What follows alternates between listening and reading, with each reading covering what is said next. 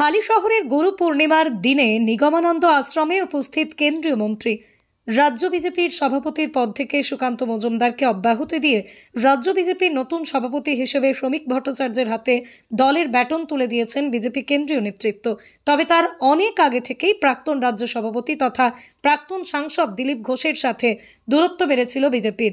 যদিও নতুন রাজ্য সভাপতি শ্রমিক ভট্টাচার্যকে শুভেচ্ছা জানাতে দলীয় কার্যালয়ে পৌঁছেছিলেন দিলীপ ঘোষ, তারপরে প্রাক্তন সাংসদকে দিল্লিতে তলব করে কেন্দ্রীয় নেতৃত্ব প্রাক্তন রাজ্য সভাপতি যে বেসুরো করেছিলেন তা বুঝতে পারছিলেন কেন্দ্রের নেতারাও।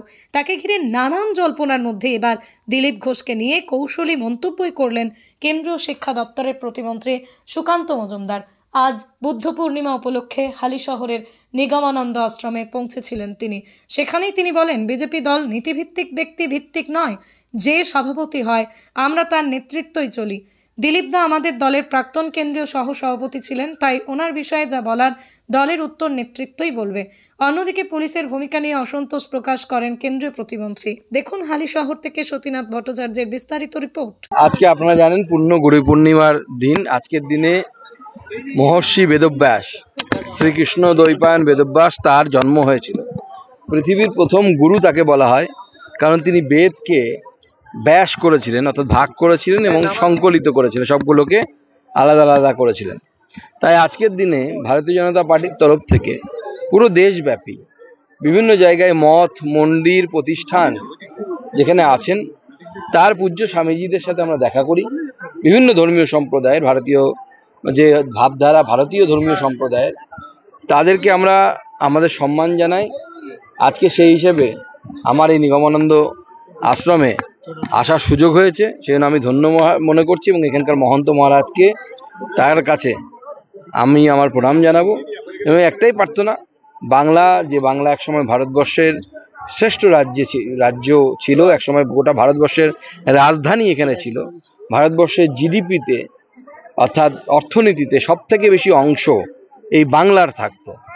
সেই বাংলা যেন আবার আমরা ফিরে পাই, সেটাই ঈশ্বরের কাছে প্রার্থনা, ঠাকুরের কাছে প্রার্থনা।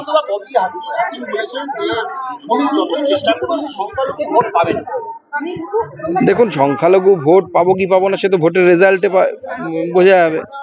দ্বিতীয় কথা হচ্ছে, আমরা সর্বস্তরের সমাজে সবার সাথ, সবার বিকাশ, সবার বিশ্বাস, এই মন্ত্র নিয়ে আমরা এগোচ্ছি। আমাদের বিশ্বাস যে যাদের ভোট দেওয়ার তারা আমাদেরকে দেবেন। এবারও ভোটে, লোকসভা ভোটে আমি ব্যক্তিগতভাবে বলতে পারি, আমি আমার নিজের লোকসভাতে সংখ্যালঘু কিছু পার্সেন্ট ভোট পেয়েছি, আগামী দিনেও পাবো। যারা বাংলার ভালো চায় তারা আমাদেরকে ভোট দেবে, যারা ভারতকে ভালোবাসে তারা আমাদেরকে ভোট দেবে।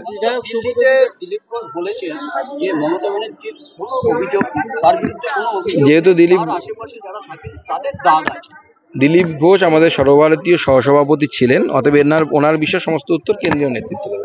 বিজেপির বিধায়ক সুবোধ অধিকারী বলছে যে আসল কমিউনিস্ট হচ্ছে মমতা বন্দ্যোপাধ্যায়।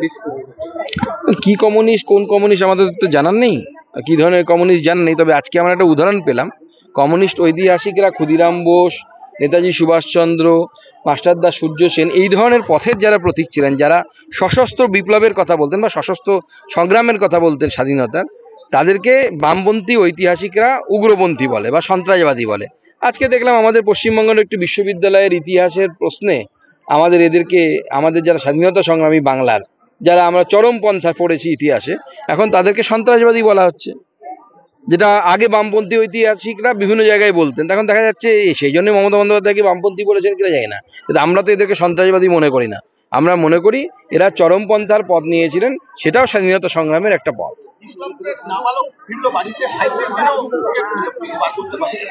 পশ্চিমবঙ্গ পুলিশের দৌড় কত দূর সে তো জানা আছে, ওর বাইরে যেতে পারবে না। বাংলায় একটা কথা আছে না, মোল্লার দৌড় মসজিদ পর্যন্ত, তো পশ্চিমবঙ্গ পুলিশের দৌড় ওইটুকুই আছে।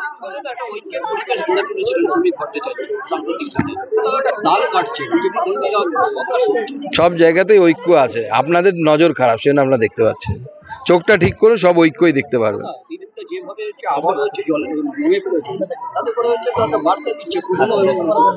এরকম কোনো বার্তা আমার তো মনে হয় চোখে পড়েনি। আপনার চোখে পড়লে আপনি পুরনো নতুন ভাগ করে আপনি থাকুন, অসুবিধা কি আছে? প্রাক্তন রাজ্য সভাপতি ছিলেন, বর্তমানে নতুন সভাপতি হয়েছে। সভাপতি পরিবর্তন বিজেপির একটি নির্দিষ্ট মানে কি বলবো অধ্যায় আর কি, নির্দিষ্ট সময় পর পরিবর্তন হয়। শ্রমিক ভট্টাচার্য পরিবর্তন হবে একদিন। হয়ে নতুন কেউ আসবে, এটাই নিয়ম বিজেপি দল কি ঐক্যবদ্ধ? দল। দেখুন, বিজেপি নেতা ভিত্তিক দল নয়, আপনাদেরকে সবার আগে বুঝতে হবে। বিজেপি নীতি ভিত্তিক দল। একটা হাইপোথেটিক্যাল মানে বা কল্পনার একটা কন্ডিশন ভাবুন যে নরেন্দ্র মোদী বিজেপি ছেড়ে দিলেন, বিজেপি কি কর্মীরা কি বিজেপি বন্ধ করে দেবে? বন্ধ করবে না, কারণ আমরা নরেন্দ্র মোদীকে কেন সম্মান করি? কারণ বিজেপির যে আদর্শ, সেই আদর্শটাকে উনি জীবনের মধ্যে নিয়ে এসেছেন। আমরা ব্যক্তির অনুসারী নয়, আমরা নীতির অনুসারী।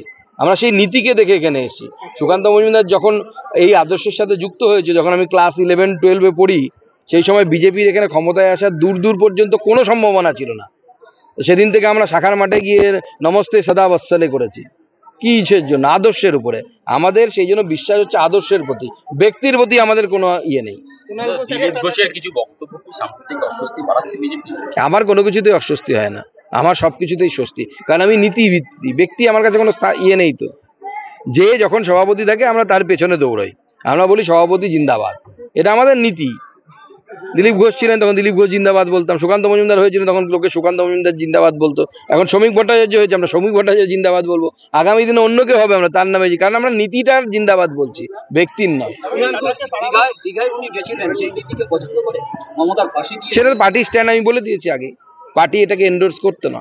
যে টাটাকে রাজ্য থেকে তাড়ানোর ব্যবস্থা করা হচ্ছে, সেই টাটার সঙ্গেই বৈঠক হচ্ছে মুখ্যমন্ত্রী বাংলায় একটা কথা আছে, গাধা জল খায় ঘোলা করে খায়।